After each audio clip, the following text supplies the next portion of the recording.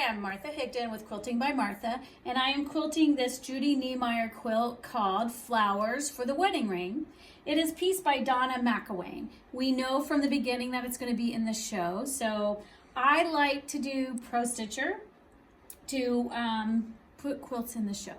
So I'm using a Superior Thread So Fine, which is a 50 weight, light gray on the top.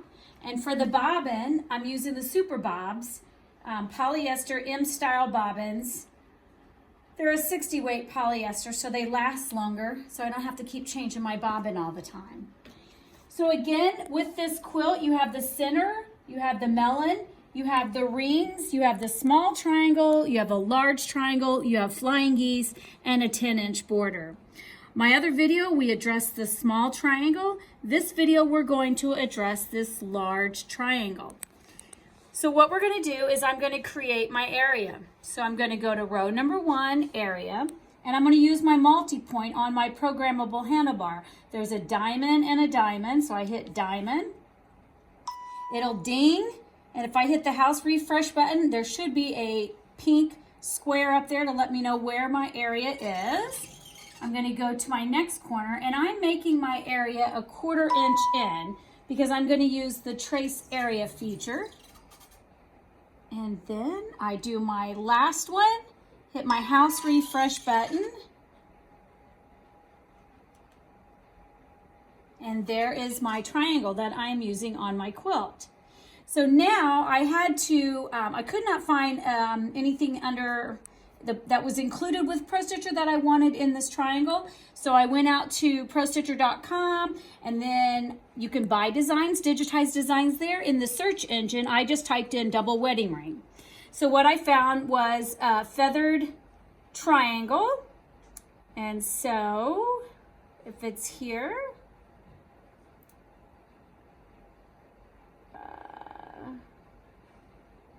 all right, so it's not here because I've taken the USB out. Eventually, if I do my update, I would never have to do that. I would have that extra tab there and my design would be there. So if you haven't done your update, that's a good reason to do it. The reason I haven't done it, I'm in an outbuilding. I don't have access to Wi-Fi out here, but this would have been easier for me to do. So what I have to do here is clear all. I could either find my USB, or I can just clear it all and bring up my workspace because I had already saved it. It's saved under large triangle. So when it comes in on a workspace, you know it's different because it's got a pink dotted line instead of a solid line. That means you did not create that area. And so what you want to do here first is clear the area because that isn't the area that's on my quilt. Since my triangle is the other way, I need to mirror this design. So I go to Modify, under Rotate, Mirror. And then she is flipped to where I need her. Now I can go back in there and create my area. So I need to be under the Area tab, row number 1. And then I hit multi-point, and I'm making my area again a 1/4 inch in because I'm going to use the trace area feature. So there's my pink solid line, letting me know that I created it right then and there instead of the dotted line, which lets me know that it was saved as a workspace. Now I want this design into my triangle. I can go up here to Modify, Skew, and Triangle Skew. I can use triangle skew this time because I have a complete triangle, but that's a little too much for me. It's filling all the way to my area, so I'm going to hit the word no skew. Then I'm going to go back here to align, and I'm going to line it in the center. That gives me a little bit of area away from the pink solid area line. It's off just a little bit, so I'm going to go to reposition. Actually, I'm going to go to rotate, reposition, and then I'm going to move it up a little bit. And then I'm going to go to rotate and rotate it just a little bit. I don't want it hitting my pink solid line at all.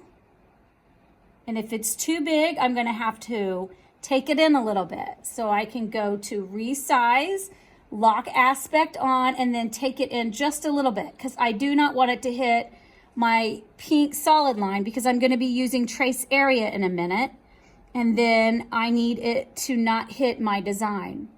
So now I have it ready to go. I'm satisfied that it's inside my pink area. And it's not going to hit my line. So the first thing I'm going to do is Pro Stitch or Quilt Run. It's going to quilt out this design. Then when it's finished, I'll do off the tie off with the threads. And then I'll hit this word over here called Trace Area. And it will trace the area.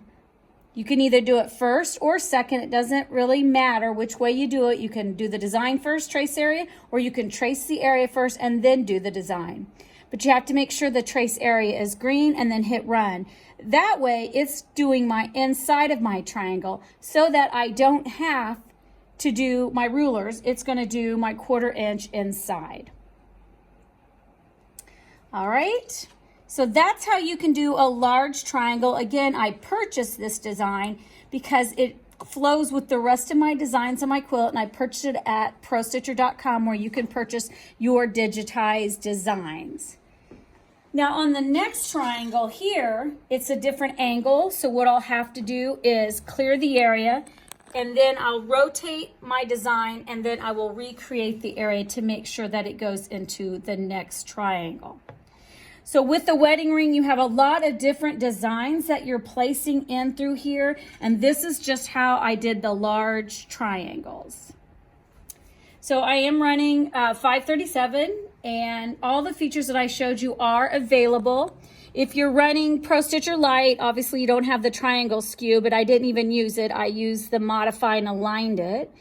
And then if you have Pro Stitcher Lite, you also don't have the workspace. You're going to save it to your selected and give it a new name. Other than that, everything should be the same. I hope you enjoyed this video. There'll be more reference this quilt, Judy Niemeyer's Flowers for Your Wedding Ring quilt. You can look for her design on her website. And again, this is a fun design quilt that I'm learning so much with Pro Stitcher. I hope you like and subscribe and you look for more videos.